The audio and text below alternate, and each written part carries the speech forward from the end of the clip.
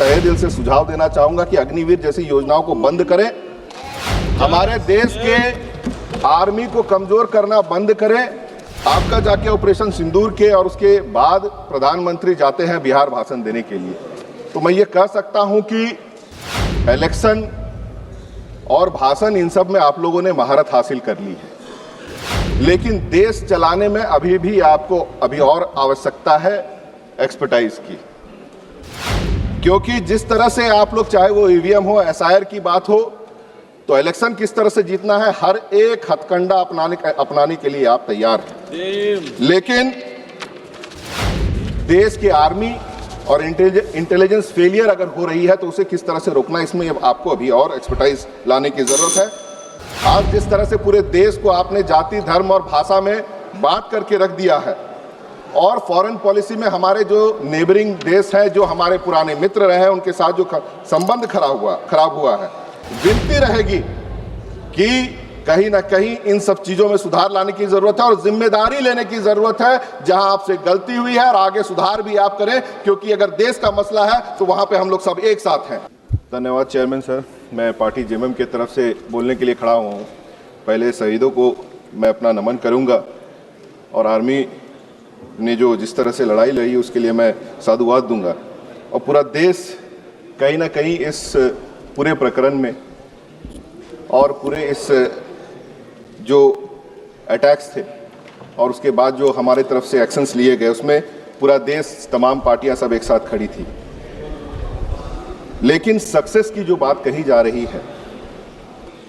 उसमें कहीं ना कहीं खटास तब आई कि कोई एक दूसरा देश जो है उसके प्रेसिडेंट ये बता रहे हैं कि हमने सीज फायर करवाया। तो कहीं ना कहीं हमारी जो पोजीशन है वो बड़ी कमजोर दिखी, और कोई दूसरा देश हमारे मामलों में बोलने वाला होता कौन है, ये सबसे बड़ा सवाल है। अगर हमारे नेता, हमारे देश के एजेंसीज के द्वारा ये बात कही गई होती तो बहुत अच्छा समझ में आता कि देश के अंदर कुछ बिजनेस हाउसेस को आप फायदा पहुंचाएं, वो घर के अंदर का मसला है, लेकिन देश के मसले में बाहर का कोई नेता हमारे लोगों से पहले बोले, वो बहुत गलत और हमें कमजोर दिखाने वाला काम हो रहा है। और मेरा सुझाव, एक तहे दिल से सुझाव देना चाहूंगा कि अग्निवीर जैसी योजनाओं को बंद करें, हमारे देश के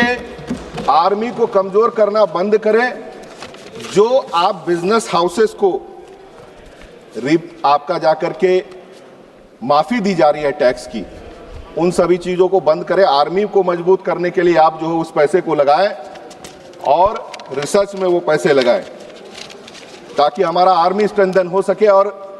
ये घटनाएं जो हुई है, ये आगे भी हुई और अभी भी, तो उसको हम लोग पहले से ही रोक पाएं। आपका जाके ऑपरेशन सिंदूर के और उसके बाद प्रधानमंत्री जाते हैं बिहार भाषण देने के लिए, तो मैं ये कह सकता हूं कि इलेक्शन और भाषण इन सब में आप लोगों ने महारत हासिल कर ली है, लेकिन देश चलाने में अभी भी आपको और आवश्यकता है एक्सपर्टाइज की, क्योंकि जिस तरह से आप लोग, चाहे वो ईवीएम हो, एसआईआर की बात हो,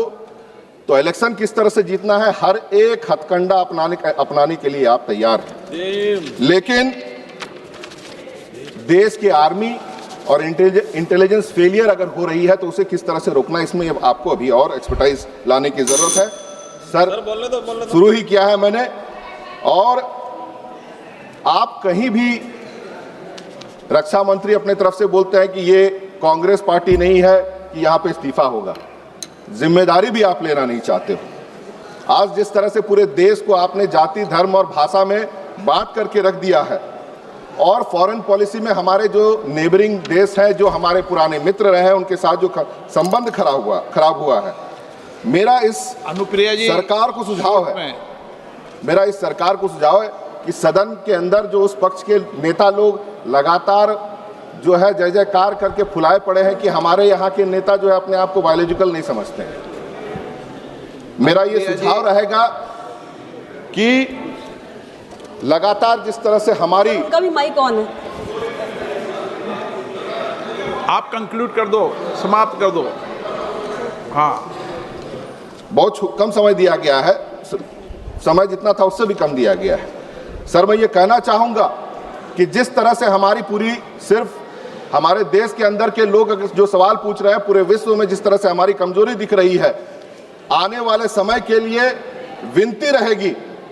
कि कहीं ना कहीं इन सब चीजों में सुधार लाने की जरूरत है और जिम्मेदारी लेने की जरूरत है। जहां आपसे गलती हुई है और आगे सुधार भी आप करें, क्योंकि अगर देश का मसला है तो वहां पे हम लोग सब एक साथ हैं। बहुत बहुत धन्यवाद।